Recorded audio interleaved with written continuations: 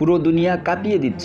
সঞ্চালক শামীম আশরাফ চৌধুরীর এই ধ্রুব সত্য কথাটা শুনেও নাহিদ রানা চুপ করে রইলেন। কে বলবে চিকনকরণের এই শরীর নিয়েই বল হাতে গতির ঝড় তোলেন তিনি। নাহিদের বিনয় স্পষ্ট হলো, প্রথমবারের মতো সংবাদ মাধ্যমের সামনে এসে কথা বলে। জাতীয় দলের মতো বিপিএলও অব্যাহত রয়েছে নাহিদ রানার চোখ ধাঁধানো বোলিং। এবার তার আগুন ছাড়া বোলিংয়ে ছাই হলো সিলেট। একাই 4 উইকেট শিকার করে বোকা বানিয়েছেন প্রতিপক্ষকে। এরপর নিজের গতির রহস্য জানান এই পেসার। নাহিদ রানা বলেন, আসলে এটা হার্ডওয়ার্ক, নিজের ফিটনেস মেইনটেইন সবকিছু মিলিয়েই।